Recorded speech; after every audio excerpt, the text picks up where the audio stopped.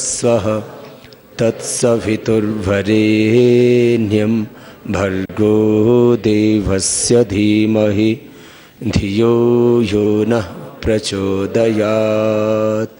ॐ त्र्यम्बकं यजामहे सुगन्धिं पुष्टिवर्धनम् उर्वारुकमिव बन्धनान् मृत्युर्मुक्षीयमामृतात्। ॐ सहनाववतु सहनौ भुनक्तु सह वीर्यं करवावहै तेजस्विनावधीतमस्तु मा विद्विषावहै। ॐ असतो मा सद्गमय तमसो मा ज्योतिर्गमय मृत्योरमा अमृतं गमय। ॐ शान्ति शान्ति शान्तिः।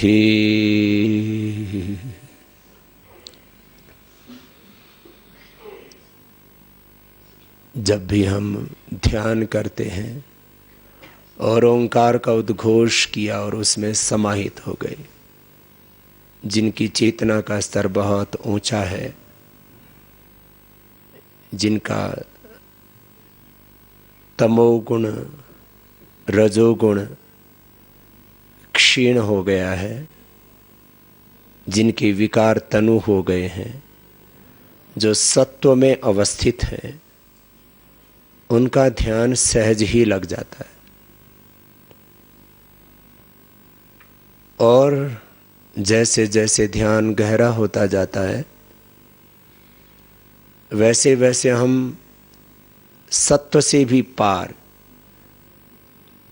पुरुषार्थ शून्य नाम गुणा नाम प्रतिप्रसवाह कैवल्यम स्वरूप प्रतिष्ठा व चितिशक्ति रीति कृतार्थम प्रति नष्टम अपि अनष्टम अन्य साधारणत्वात्। यद्यपि योगी के लिए जगत होता हुआ भी नहीं होता है, अर्थात इस जगत में अज्ञान के कारण से, अहंकार के कारण से,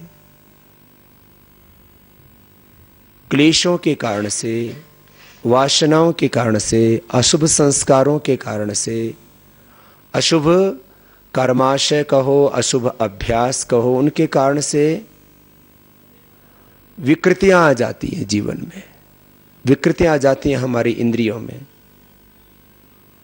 अशुभ आ जाता है हमारे मन में। होता नहीं है स्वाभाविक रूप से, लेकिन मनुष्य को जो परमात्मा ने स्वतंत्रता दी है कर्म करने की, उसके कारण से जब वो असुरत्व के कर्म करता है, वह निम्न चेतना में जीता है। जब पतन की ओर जाता है तो अशुभ आ जाता है उसके अंदर, वह भी एक प्रक्रिया है। परमात्मा की सृष्टि में, उसके विधान में, उसकी रचना में कोई दोष नहीं है। सत्व माने प्रकाश, रज माने क्रिया और तम माने अवस्थिति। प्रकाश क्रिया स्थितिशीलम, भूत और इंद्रियात्मक यह जो जगत है, पंचभूत हमारे देह में भी हैं, पंचभूत इस प्रकृति में भी है, और हमारी इंद्रियों और मन में, सब ये त्रिगुणात्मक है। ये सारा संसार प्रकाश क्रिया स्थितिशीलम, भूत और इंद्रियों के रूप में जो ब्रह्मांडगत पंच महाभूत हैं या पिंडगत पंच महाभूत हैं, और उसके आगे की जो रचना है, जो इंद्रिय हैं, जो हमारा मन है, यह सब भोग भुज पालन अभ्यव्यवहारयो हो, माने हमारी रक्षा के लिए, हमारे संरक्षण के लिए प्रकृति रूपी माँ है ये, इसमें कहीं दोष नहीं है लेश मात्र भी। इसलिए कभी कभी अपने अज्ञान के कारण से, अपने अनादिकाल से चल रहे कर्माशय और संस्कारों और वासनाओं के कारण से हम भोग और अपवर्ग को भी ठीक ठीक नहीं समझ पाते, अभ्युदय निश्रेयस को भी ठीक ठीक नहीं समझ पाते, श्रेय और प्रेय को भी ठीक ठीक नहीं समझ पाते, और हम गिरते ही रहते हैं।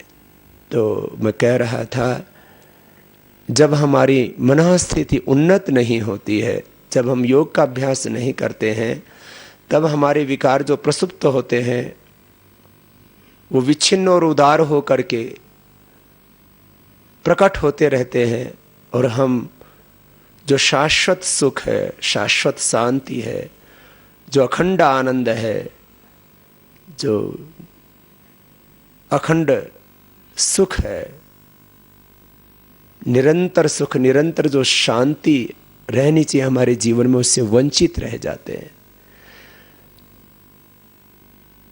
तो जिसकी जैसी चेतना का स्तर हो,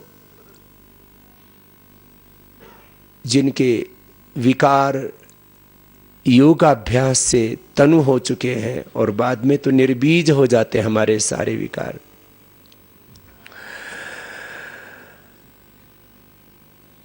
हम कोशिश करें कि क्षिप्त मूढ़ विक्षिप्त जो वृत्तियां हैं मन की, उनसे पार जाएं, उनसे बाहर निकलें, एकाग्र अवस्था में और निरुद्ध अवस्था में ही जिए। इसलिए मैं बार बार कहता हूं, एकाग्र और निरुद्ध अवस्था के विरुद्ध आचरण नहीं करना।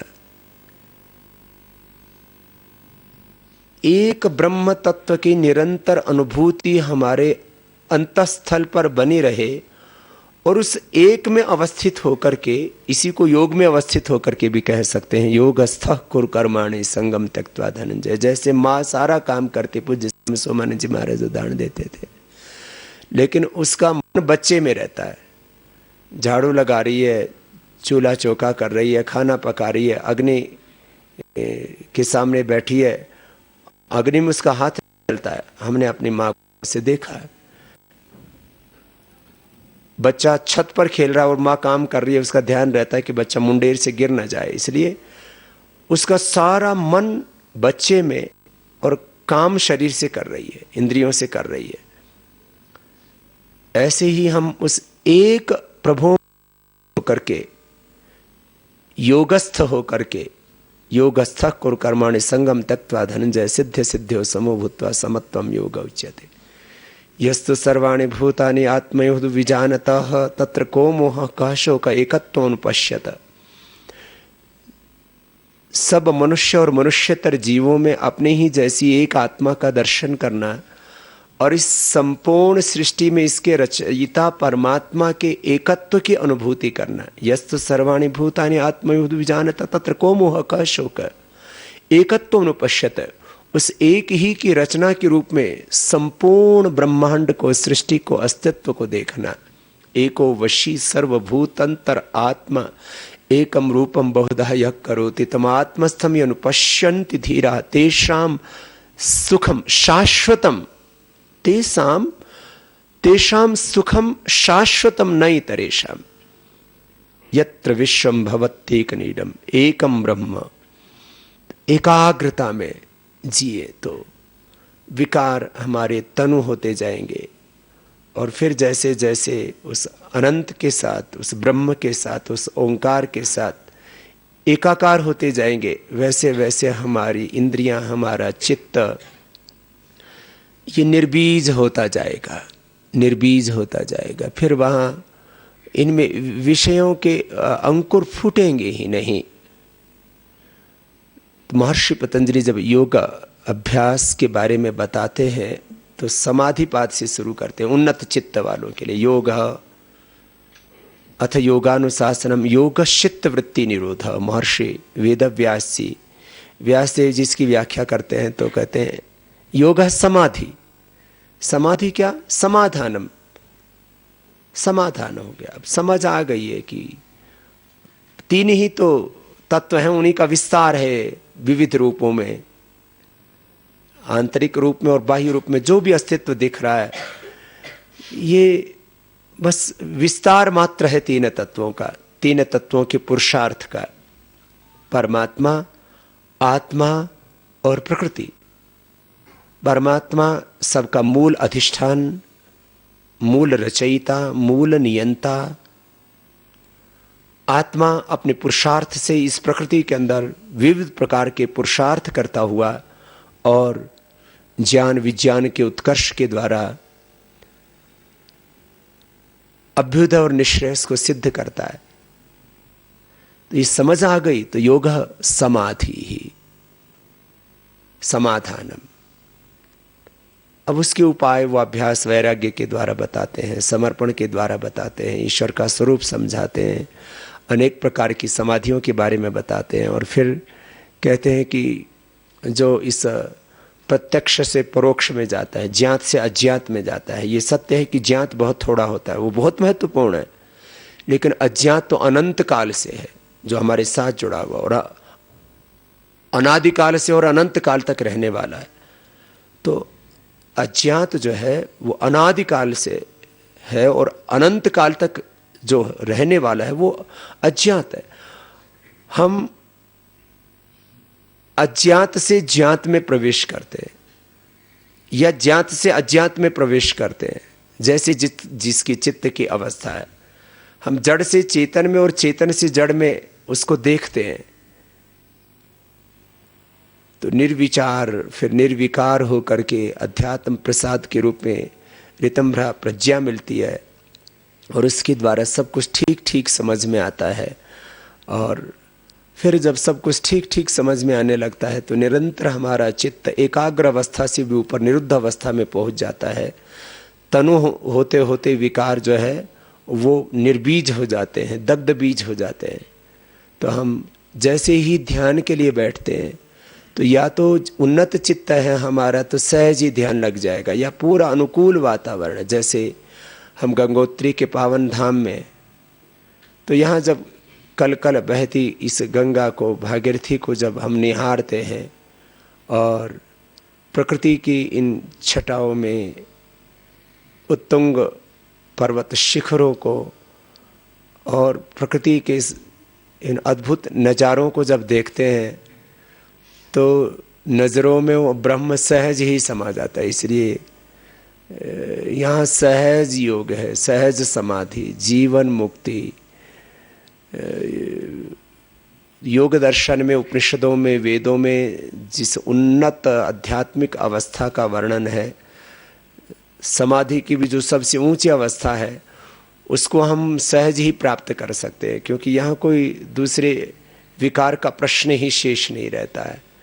तो जहाँ अनुकूल वातावरण होता है, समर्थ गुरु सत्ता हमारे सामने होती है, हम गुरु केंद्रित होते हैं, ज्ञान केंद्रित होते हैं, भगवान पर केंद्रित होते हैं और इस सारी रचना के पीछे उस रचयिता को बहुत गहराई से अनुभव करते हैं। इस मूर्त में उस अमूर्त को तो सहज ही ध्यान लग जाता है।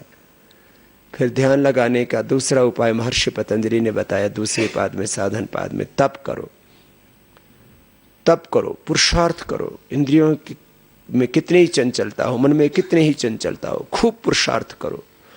पुरुषार्थ का अतिरेक, कर्म का अतिरेक, तप का अतिरेक, संघर्षों का अतिरेक, सेवा का अतिरेक। माने एक क्षण के लिए भी काम से विश्राम ही नहीं, फिर काम से भी निष्काम हो जाते हैं। तप करो, तप करो। तप करते करते करते करते शरीर, इंद्रियां, मन, चित्त, बुद्धि शुद्ध हो जाती है। और फिर हम तपः स्वाध्याय ईश्वर प्रणिधानानि क्रिया योग स्वाध्याय, फिर अपने केंद्र से, अपनी चेतना से, अपने अस्तित्व से जुड़ जाते हैं। फिर अपने ही मूल चेतना में, अपने मूल स्वरूप में, अपने मूल धर्म में, अपने मूल स्वभाव में हम जीने लगते हैं। स्वाध्याय का ये अर्थ है।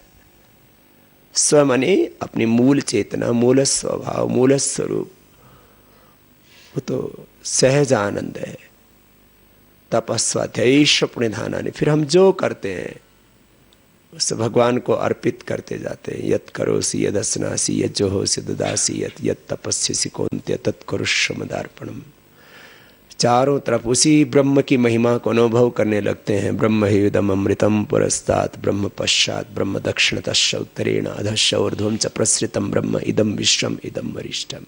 तप, स्वाध्याय और ईश्वर प्रणिधान, यही क्रिया योग है। क्रियाएं करते हुए बस ये जो तीन हमारे स्तर हैं ये बने रहे निरंतर, तो फिर इससे क्या होगा? बोले समाधि भावनार्थ, समाधि लग जाएगी। पहले समाधि पाद में जो उन्नत चित्त वाले उनके लिए बहुत कुछ कहा महर्षि पतंजलि ने, फिर कहा समाधि लग जाएगी। फिर तप, स्वाध्याय और ईश्वर प्रणिधान से समाधि भावनार्थ क्लेश तनु करणार्थ, क्लेश तनु हो जाएंगे। बिना क्रिया योग के, बिना अष्टांग योग के, बिना समाधि योग के, अलग अलग तरह से हम योग की जो अवस्थाएं उनको कहें, माने जो एकाग्र और निरुद्ध अवस्था में ये जो योग की अवस्थाएं निष्पन्न होती हैं, बिना इसके विकार तनु नहीं होंगे। या तो प्रसुप्त होंगे या विच्छिन्न रह रह करके वृत्तियां उठती रहेंगी विकारों की, या फिर उसमें हम बहते रहेंगे।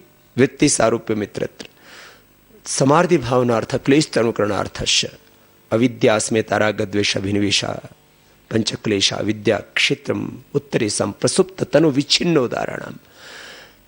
फिर अष्टांग योग, फिर विभूति पाद में धारणा ध्यान समाधि संयम पूर्वक ध्यान लगाने की विधि बताई। बहुत गहरी परंपराएं हैं, बहुत ऊंची परंपराएं हैं योग की, अनेक विधाएं हैं ध्यान लगाने की भी। इसलिए महर्षि पतंजलि ने पहले अध्याय में कह दिया यथाभिमत ध्यानाद्वा, अनादिकाल से सब का कर्माशय, सबकी वासनाएं, सबके संस्कार, सबके चित्त का प्रवाह एक जैसा न होने के कारण से हम एक तरह से ध्यान नहीं लगा सकते।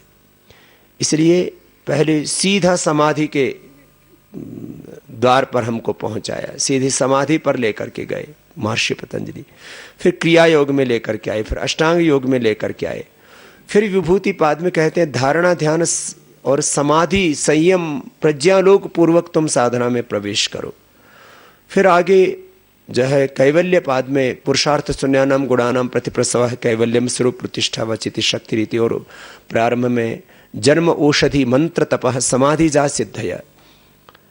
अनेक प्रकार से महर्षि पतंजलि इस योग में हमको लेकर के चलते हैं। हम अब जो तीसरे पाद में महर्षि पतंजलि ने ध्यान लगाने की विधि बताई, उससे थोड़ा ध्यान लगाते हैं। धारणा ध्यान समाधि संयम प्रज्ञालोक। धारणा देश बंधश्चित्त से धारणा, किसी स्थान विशेष पर मन को टिका देना, किसी मंत्र विशेष में मन को टिका देना। जैसे हम ओम बोलते हैं तो ओम जो सबका रक्षक है, जो सबका रचयिता है, सबका नियंता है, इस संपूर्ण अस्तित्व के मूल में जिसकी शक्ति है, तो ऐसे उसका ध्यान किया है। ये धारणा माने धारणा की संपूर्ण ब्रह्मांड में, और ध्यान किया उस अनंत का, और अनंत का ध्यान करते करते उसमें समाहित हो गए। ओंकार का ध्यान हुआ। ऐसे ही ओंकार के माने जितने सृष्टि के संपूर्ण शब्द हैं, और वो शब्द प्रत्यक्षतः किसी भी वस्तु या व्यक्ति का संकेत करते हो, लेकिन उन सब शब्दों के मूल में ब्रह्म ही है। इसलिए मैं बार बार कहता हूं शब्द विद्या भी ब्रह्म विद्या ही है। सारे शब्द उस ब्रह्म का ही संकेत करते हैं। दिखने में भिन्न भिन्न अभिव्यक्तियां हो चाहे, तो मेरा कहने का तात्पर्य था कि जितना भी हम इस अस्तित्व को देखते हैं वो सारा अस्तित्व ओम में समाहित है। तो सारे शब्दों के अर्थ ओम में समाहित है, सारा अस्तित्व ओम में समाहित है। तो ऐसे ओंकार का ध्यान किया, ऐसे गायत्री का ध्यान करते हैं। ओम भू, हे प्राणाधार प्रभो, ओम भुवः दुख विनाशक प्रभो, स्वः सुख देने वाला। एक एक शब्द में इतना गहरा है कि आप उसमें खोते चले जाएंगे। ऐसे शब्द और गायत्री के जप का विधान शास्त्रों में बहुत महिमा है। दो ही शब्दों की सबसे ज्यादा महिमा है, एक तो ओंकार के रूप में शब्द के मंत्र के रूप में उसको बोलो, या दूसरा गायत्री मंत्र। दो ही की महिमा है। इसकी महिमा से भरे पड़े हैं सारे शास्त्र। तो ओम भू, हे प्राणाधार प्रभु, भुवः सारे दुख हरने वाले, स्व सदा सुख देने वाले प्रभु, तत्सवितुर सारे जगत के, सारे अस्तित्व के रचयिता प्रभु, वरेण्यम तेरी वरेण्यता को, तेरी दिव्यता को, तेरी ज्योति को, तेरे ज्ञान को, तेरी शक्ति को प्रभु हम आत्मसात करें। वरेण्यम तत्सवितुर्वरेण्यम, भर्गः सब क्लेशों का, सब दुखों का दूर करने वाला परमात्मा। देवस्य तेरी दिव्यता को, तेरे देवत्व को, तेरे अनंत करुणा अनंत प्रेम को धीमहि हम धारण करते हैं। धिया बुद्धियों को यह परमात्मा न हमारी प्रचोदयात सन्मार्ग पर प्रेरित करे। प्रभु हम सब की बुद्धियों को सत्य के मार्ग पर, प्रेम के मार्ग पर, सेवा के मार्ग पर निरंतर आगे बढ़ाओ प्रभु, अपनी शरण में रखो प्रभु। परम सत्य तो ब्रह्म ही है, जो दिख रहा है ये सत्य है, क्षणिक सत्य है, अनित्य सत्य है। शाश्वत सत्य तो केवल परमात्मा। उस परमात्मा के मार्ग पर, धर्म के मार्ग पर, सत्य के मार्ग पर धिया यह प्रचोदयात्, प्रभु हमारी बुद्धियों को चलो। तो हम ओंकार और गायत्री का ऐसे ध्यान कर सकते हैं। फिर धारणा हम अंदर में हमने आज्ञा चक्र में धारणा की या हृदय चक्र में धारणा की। आपको हृदय चक्र में भी धारणा करा सकते हैं, आज्ञा चक्र में भी। मैंने कहा सबके चित्त की भूमि एक जैसी नहीं होती है। अब ईड़ा पिंगला सुषुम्ना का संगम है ये आज्ञा चक्र। बाईं ओर से ईड़ा, दाईं ओर से पिंगला, बीच से सुषुम्ना नाड़ी रीढ़ की हड्डी के मूल से निकलती है और दोनों भ्रुवों के मध्य नासिका के ठीक ऊपर आकर के तीनों नाड़ियां मिल जाती है। और इसमें अनेक प्रकार की दिव्य अलौकिक शक्तियां प्रवाहमान होती हैं नाड़ियों में। 72 करोड़ से ज़्यादा नाड़ियां बताई, फिर उनमें से भी 101 नाड़ियों को मुख्य बताया, फिर एक नाड़ी को मुख्य बताया। शतम च एका हृदयस्य नाड्या तासां मूर्धानम अभिनिश्रिता एका। इस प्रकार से आज्ञा चक्र में हम ध्यान करें। धारणा पहले होती है, देश बंधस्य तस्य धारणा। मन को आज्ञा चक्र में टिकाया और व्यष्टि से शुरू करके समष्टि तक। अब किसी किसी का चित्त इतना अशांत होता है कि जैसे हमको कहते हैं कि आज्ञा चक्र में टिकाओ, तो हमने टिकाया तो हमारा तो टिक गया। एक आप इकाई हो और इस संपूर्ण ब्रह्मांड ये बड़ी इकाई है। तो जहां भी आपका मन टिक जाए, अंदर टिकता है तो भी उसी भगवान की महिमा का चिंतन करो कि सब उसी से है, उसी में है, उसी का है, अंतिम गंतव्य भी सबका वही है। तो आज्ञा चक्र में धारणा ना लगे, बाहर आपका मन भटके, तो भी सर्वत्र धारणा के साथ ध्यान जुड़ा हुआ है। उसी एक ब्रह्म की ही महिमा का चिंतन करो सर्वत्र, उसके एकत्व की अनुभूति। यदि हम योग को, अध्यात्म को, ध्यान को, समाधि को एक शब्द में कहें तो वह एकत्व की अनुभूति है, एकत्व की अनुभूति। तो आज्ञा चक्र में टिक जाए ध्यान तो बहुत अच्छी बात है। किसी किसी का माथा भारी हो जाता है, वहां पर जैसे ही हम एकाग्र होते हैं, धारणा, ध्यान, समाधि, संयम, प्रज्ञा लोग, ये 5 सत्य एक साथ घटित होते हैं तो ऊर्जा का वेग बहुत तीव्र होता है। फिर तो किसी किसी का माथा भारी हो जाता है। तो हृदय चक्र सबके लिए सहज है। हृदय चक्र में मन को टिका ले। किसी का मन बहुत ही चंचल हो तो श्वासों से ही मन को टिकाना शुरू करें। प्राण और प्रणव, इसकी बहुत महिमा है हमारे शास्त्रों में। प्राणों की जो मंद मंद अंदर एक घटना हो रही है,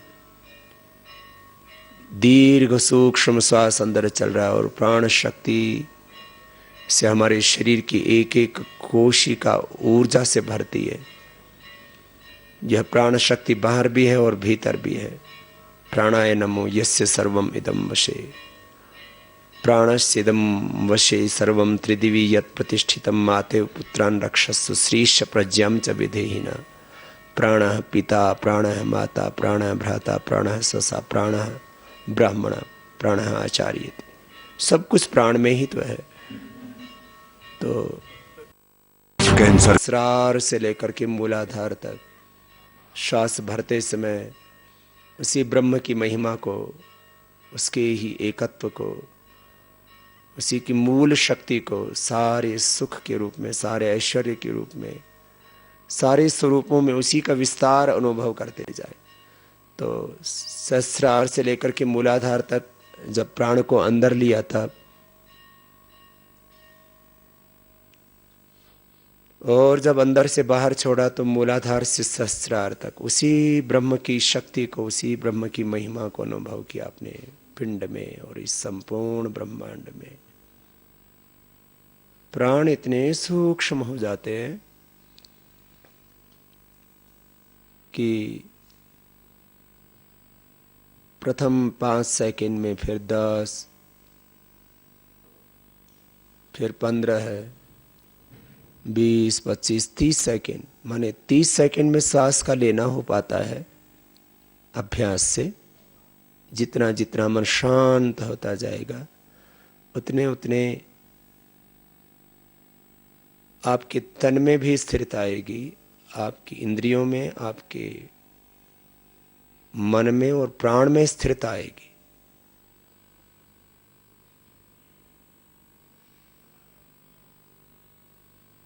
प्रथम थोड़ा प्रयत्न करना होता है और बाद में एकदम सहज हो जाता है।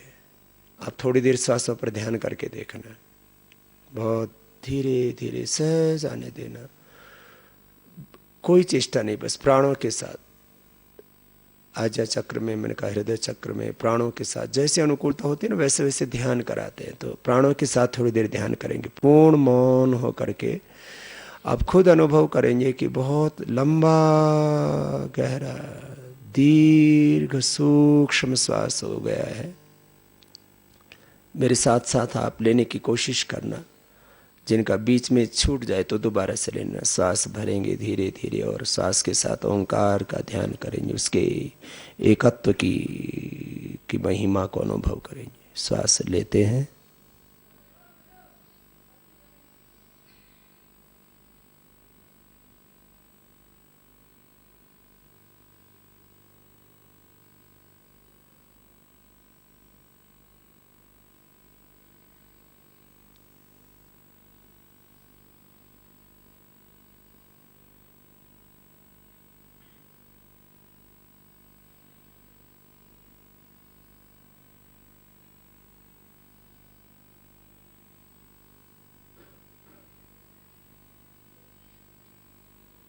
सहस्रार से लेके मूलाधार तक प्राण शक्ति का प्रवेश आप छोड़ते हैं। धीरे धीरे सांसों को छोड़ना, जैसे लिया ऐसे ही धीरे धीरे मूलाधार से सहस्रार तक प्राण शक्ति प्रवाहमान हो रही है, ब्रह्म शक्ति प्रवाहमान हो रही है।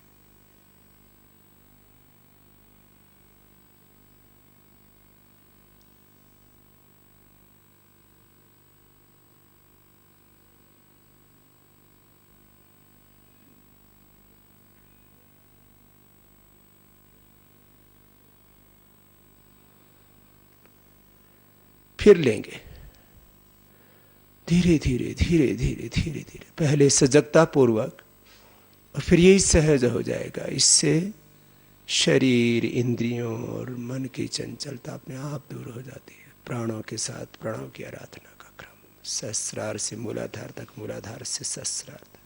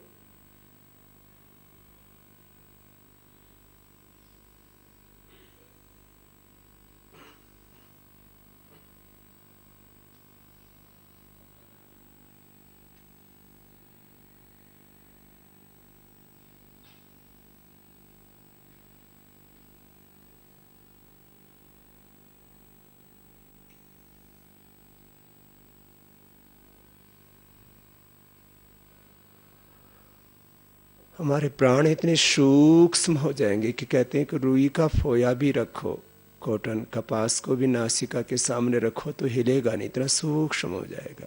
तो ये प्राणों के माध्यम से प्रणव की आराधना का, साधना का, ध्यान का एक क्रम है।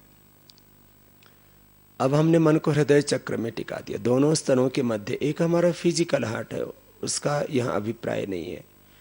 यह वो हृदय स्थान है, अंगुष्ठ मात्र पुरुषो ही अंतरात्मा सदा जनानां हृदये सन्निविष्ट, हृदय सा आत्मा ईश्वर सर्वभूतानां हृदय से अर्जुन तिष्ठति। तो ये हृदय आध्यात्मिक हृदय है, दोनों स्तनों के मध्य में बहुत सूक्ष्म स्थान है।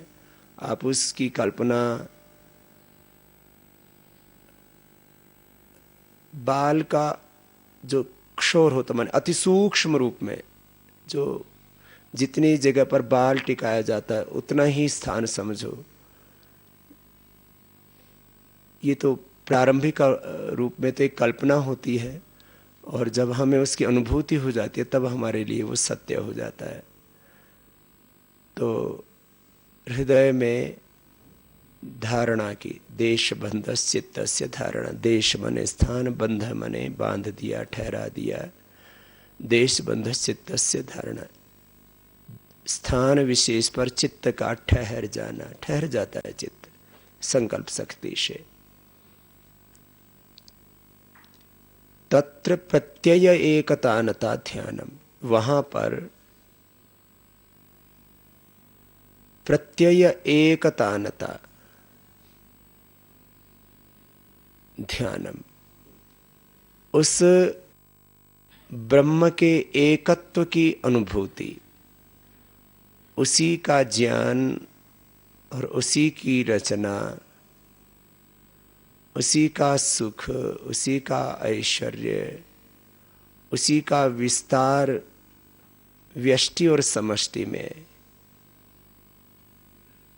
तो धारणा के बाद ध्यान उसकी बिल्कुल सन्निकट है। जैसे ही हृदय में हमारा चित्त ठहरता है, वैसे ही उस भगवान की महिमा को हम व्यष्टि और समष्टि में, जिनका चित्त बहुत चंचल है, वो बार बार बाहर भी जाएगा तो सहज बढ़े आगे, तो भीतर और बाहर उसी का के एकत्व का विस्तार अनुभव करें। तो ये धारणा पूर्वक ध्यान, तत्र प्रत्यय एकतानता ध्यानम, वहाँ जो प्रत्यय माने ज्ञान, परम ज्ञान, परम सत्य जो परमेश्वर है, उसकी एकतानता, उसके साथ एक रूपता, उसके साथ तन्मयता, तादात्म्य भाव स्थापित करना, तदेव अर्थमात्र निर्भासम, तद माने वह ब्रह्म, अर्थमात्र निर्भासम, जब अपने मूल अर्थ में प्रतिभाषित होने लगे, माने मूर्त के पीछे अमूर्त का व्यष्टि हो या समष्टि हो, माने एक इकाई के रूप में और इस संपूर्ण अस्तित्व के रूप में, ब्रह्मांड के रूप में, संपूर्ण सृष्टि के रूप में, मैंने कहा ना तीन ही तो तत्व हैं। परमात्मा मूल तत्व है और उसी की शक्ति से, ज्योति से प्रकाशित आत्मा, और वो परमात्मा ये विविध रूप धरने के लिए जिसका आलंबन लेता है वो जो है ये त्रिगुणात्मक ये सृष्टि सारी। तदेव अर्थमात्र, वह परमात्मा जब अर्थमात्र, तदेव अर्थमात्र निर्भासम, प्रतिभाषित होने लगे, दिखने लगे, अनुभव में आने लगे। तदेव अर्थमात्र निर्भासम स्वरूप शून्य में समाधि, और स्वरूप से हम शून्य जैसे हो जाते हैं, शून्य नहीं होते, जड़ नहीं होते, शून्य में समाधि, शून्य जैसी स्थिति हो जाती, माने उसकी महिमा का विचार करते करते तुंजे तुंजे यौत्तरे स्तोम इंद्रस्य वज्रण विंधे अस्य सुष्टुतिम। प्रभु कौन कहे तेरी महिमा, कौन कहे तेरी माया। प्रभु इस सारे अस्तित्व को देख करके तेरी एक एक सूक्ष्म से सूक्ष्म रचना, माने अपने शरीर की, अपने पिंड की एक एक कोशिका जिसमें कि सारा पिंड और सारा ब्रह्मांड समाहित है, और इस सृष्टि के भी एक एक परमाणु की रचना, एक एक बीज से लेकर के और वृक्षों से लेकर के, माने सारी रचना में प्रभु तू ही तू, तेरी अपरंपार है महिमा। प्रभु तदेव अर्थमात्र निर्भासम स्वरूप शून्य में समाधि, जब इस पूरी रचना के पीछे उस मूल रचयिता की अनुभूति, पहले समय में ये स्थिति बहुत हो जाती है। तदेव अर्थमात्र निर्भासम स्वरूप शून्य में समाधि, हम स्वरूप से शून्य हो जाते हैं, कहीं खो जाते हैं। ये ध्यान क्या है, ये समाधि क्या है, ये आनंद क्या है, जहां हम खो जाते हैं। हमारी इंद्रिय और हमें, हमारा मन भी हमें कहाँ लेके जाता है। बहुत सुंदर दृश्य देखा तो हम कहीं खो गए, अपने स्वरूप में ठहर जाते। बहुत सुंदर शब्द सुना, बहुत सुंदर गीत सुना और बहुत सुंदर स्वाद आया, कोई भी इंद्रिय का सुख आया, शब्द स्पर्श रूप रस गंध, सारे शरीर के, इंद्रियों के और मन के भी जो सुख है, उससे ना किसी ने हमारा मान किया, सम्मान किया, हमें प्रतिष्ठा दी, तो हम ना ऐसे खुद में खो जाते हैं।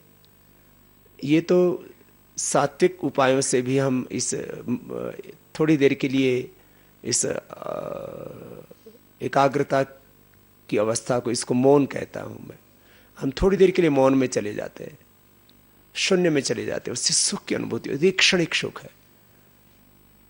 फिर शाश्वत सुख ये ध्यान से, माने उदाहरण के लिए इंद्रिय सुख क्षणिक मौन में लेकर के जाता है, सत्ता संपत्ति सम्मान और जो भी विषय सुख है ये क्षणिक रूप में हमें तदेव अर्थमात्र निर्भासम स्वरूप शून्य में समाधि, शून्य में लेके जाते। नशा वो भी 2, 4, 5, 6 घंटे के लिए हमको शून्य में लेके जाता है।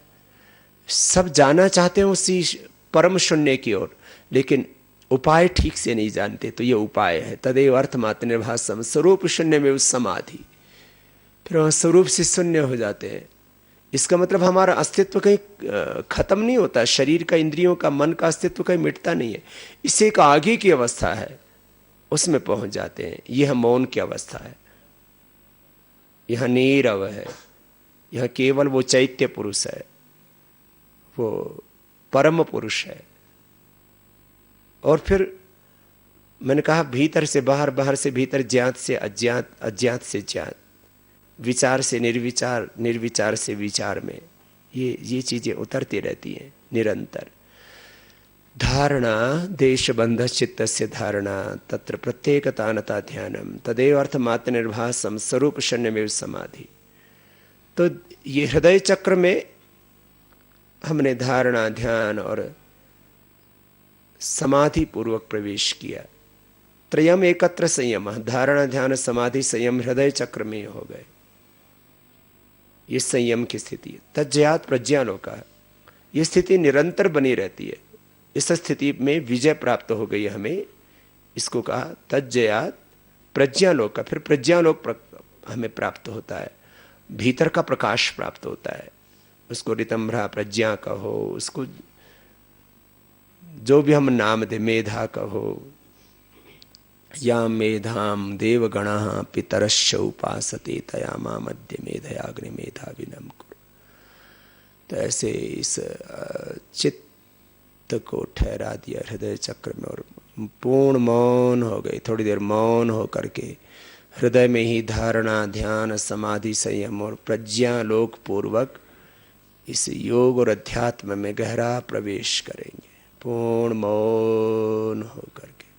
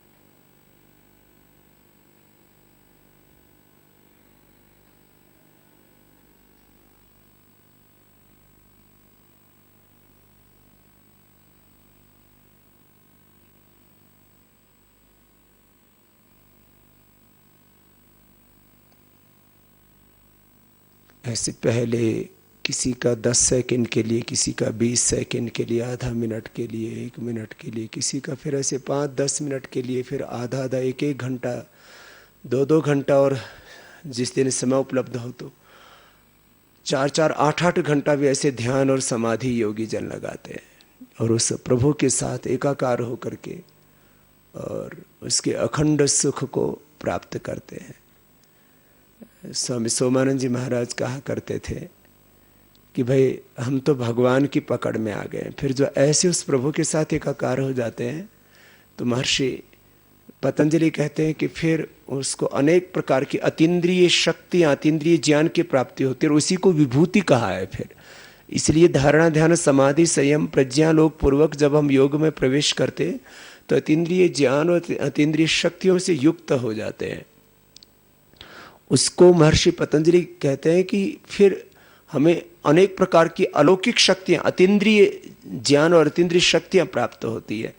और उसको आध्यात्मिक रूप से कहें तो मेरे साथ एक भजन बोलेंगे। पूज्य स्वामी सोमानंद जी महाराज क्या कहते हैं कि हम भगवान की पकड़ में आ गए, फिर हमारे माध्यम से वो भागवत शक्ति काम करने लगते हैं, हम उस शाश्वत के प्रतिनिधि बन जाते हैं। ये तो योग का फल है।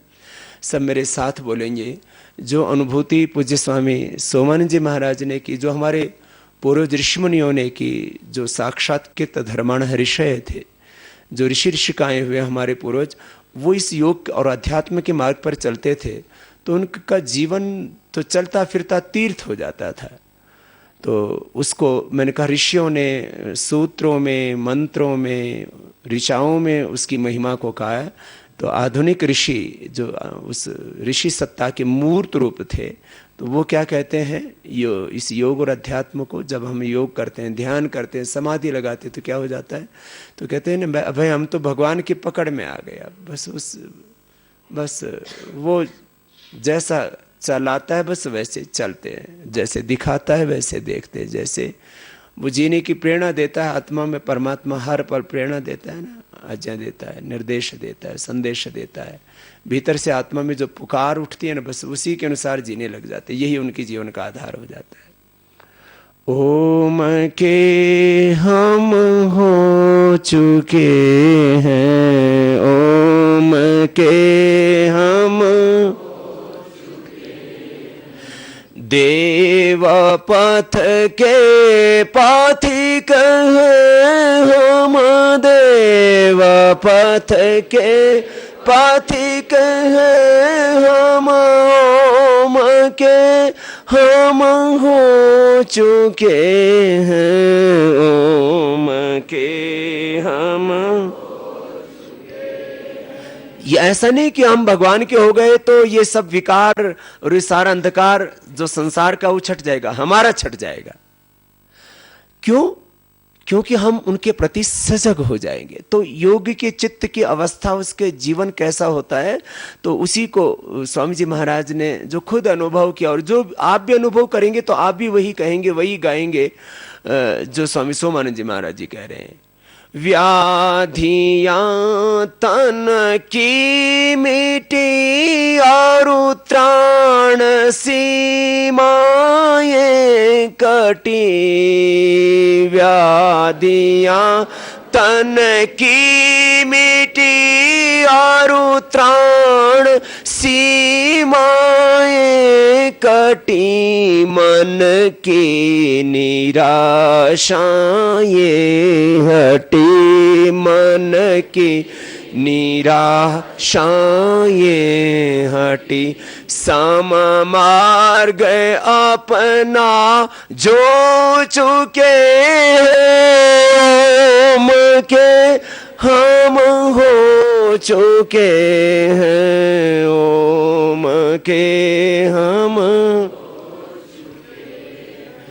जितने विकारी पाश है भय मरण व्याधि त्रास है, जितने विकारी पाश है भय मरण व्याधि त्रास है, सब मानसिक उपहास है, सब मानसिक उपहास है, हम सजग हैं बस सो चुके हैं, हम सजग सो चुके हैं, ओम के हम हो चुके हैं, ओम के हम। जितने विकारी पास हैं, भय मरण व्याधि त्रास हैं, सब मानसिक उपहास हमें लगते हैं, क्योंकि हम सजग हो चुके हैं, उनके प्रति सोच के। विषया विनिवर्तन्ते निर्हारस्य देहिनः रसवर्जम रसोप्यस्य परम दृष्ट्वा निवर्तते। और ऐसी शक्ति अंदर से मिलती है, व्याधियां तन की मिटी, सारी शरीर में व्याधियां मिट जाती हैं, माने दिव्यता आने लगती है हमारे संपूर्ण अस्तित्व में। ये बहुत बड़ी बात है। इसलिए कहते हैं ना, भगवान का आश्रय, उसका आलंबन वो सबसे बड़ा है, सबसे ऊंचा है। मैं कई बार कहता हूं, ये वनस्पतियों में, औषधियों में, एलोपैथी की दृष्टि से देखें तो केमिकल सॉस में ये जो ताकत है, ये प्राण में भी जो शक्ति, ये किसने दी है? तो मूल शक्ति तो परमात्मा की है ना। तो जो उसकी शरण में आ चुका है ना, तो व्याधियां तन की मिटी, सारी शरीर की व्याधियां समाप्त हो जाती है। ये बहुत ऊंची बात है। और त्राण सीमाएं कटी, सारी सीमाएं जो हमें दुख देने वाली हैं, त्राण देने वाली हैं, वो सारी कट जाती हैं, हट जाती हैं, छट जाती हैं, मिट जाती हैं। मन की निराशाएं हटी, मन में कोई निराशा फिर शेष ही नहीं रह जाती, क्योंकि हमने समत्व के मार्ग को अपना लिया। फिर हम जीने लगते हैं उस प्रभु के साथ में। फिर क्या है? पावन त्रिवेणी धाम है, पावन त्रिवेणी स्वर्गीय धन ध्रुव धाम है, स्वर्गीय धन ध्रुव अध्यात्म में विश्राम है, अध्यात्म में विश्राम, मलतापत्रय को धो चुके हैं, मलतापत्रय को धो चुके, ओम के हम हो चुके हैं, ओम के हम सत्य, प्रेम और सेवा, यही पावन त्रिवेणी धाम है जिसके जीवन में सत्य आता है। सत्येनोत्तभिता भूमि, सत्यमेव जयते, इसका ऋषिणाम चरितम सत्यम। सत्य क्या है? सत्य तो ब्रह्म ही है, परमात्मा ही है, और उसी का विस्तार ये मूर्त रूप में जो भी व्यष्टि और समष्टि में हमें दिख रहा है। तो पावन त्रिवेणी धाम है, सत्य, प्रेम और सेवा, ये त्रिवेणी धाम है। और हम स्वर्ग जैसी अनुभूति, जैसे गंगोत्री में आकर के पर यहाँ इस दिव्य, ये जो ऋषियों की पुण्य भूमि, तपोभूमि, देवभूमि, ऋषियों को तो कहते हैं कि वो तो सब हिमालय पुत्र होते थे, हिमपुत्र होते थे, माने वो अमृत पुत्र, उसके साथ में ऐसे ही आनंद पूर्वक जीते थे। तो स्वर्गीय धन ध्रुव धाम है, यहीं पर है सब कुछ। अध्यात्म में विश्राम है, मतलब तापत्रय को धो चुके हैं। तो ये 3 तरह के ताप जो व्यक्ति को सताते रहते हैं, जो त्रिगुणात्मक है, वो सबसे ऊपर उठ गया। फिर क्या है? अब आत्मनिर्मल गंगा में, अब आत्मनिर्मल निसीमा प्रेम तरंग में, निसीमा प्रेम तरंग में, उसे अजय अनामय अंग में, उसे अजय अनामय अंग में, अस्तित्व अपना खो चुके हैं, अस्तित्व अपना खो चुके हैं, ओम के हम हो चुके हैं, ओम के हम हो चुके हैं। देव पथ के पथिक हम, देव पथ के ओम के हम हो चुके हैं, ओम के हम हो चुके हैं, ओम के हम हो चुके हैं, ओम के हम। अब आत्म निर्मल गंग में, निस्सीम प्रेम तरंग में, प्रेम में ऐसे खो गए उस अज अनाम अंग में, उसकी गोद में, जैसे उस माँ आशीष देती है ना, प्रभु के आशीषों से अभिषिक्त होकर के, और अपना अस्तित्व उसी में खो चुके। जैसे सारी नदियां, गंगा आदि सारी नदियां, गौमुख से वृक्ष के ऊपर से मूल स्रोत, मैंने कहा ना, एक छोटा सा बिंदु ही होता है, वहां से ये बहती हुई सिंधु में जाती है। तो यथा नद्यः संदमानः समुद्रे अस्थम गच्छन्ति नाम रूपे विहाय, तथा विद्वान नाम रूपाद मुक्त परात् परम पुरुषम उपैति दिव्यम। उस प्रभु के साथ ही बस एकाकार हो गए, अस्तित्व अपना खो चुके। तो यह है अध्यात्म, यह है योग, यह है ध्यान, यह है समाधि। और जो ऐसे अवस्था को जो प्राप्त हो जाता है योगी, तो फिर कैसे जीता है वो? योग के नाम पर बहुत भ्रांतियां हो जाती, योग के बारे में, अध्यात्म के बारे में, ध्यान और समाधि के बारे में, भगवान के बारे में भी बहुत सी भ्रांतियां कि ये भगवान के मार्ग पर चल पड़े, अब ये किसी के काम के नहीं। ऐसा नहीं है, जो भगवान के मार्ग पर चल पड़ा वो किसी के काम का नहीं, ऐसा नहीं, वही सबके काम का है। जिसको कुछ नहीं चाहिए वो सब कुछ करता है। माने निष्काम और निर्लोभ भाव में जो उतर चुके हैं, यही कुछ बड़ा काम कर पाएंगे। तो भगवान के मार्ग पर चलने वाले का जीवन तो बहुत ऊंचा होता है। उसमें ये अकर्मण्यता, उसमें जो है निस्तेजता, ये कुछ रहती ही नहीं है। माने उसके माध्यम से तो ईश्वरीय शक्ति, भागवत शक्ति काम करती है।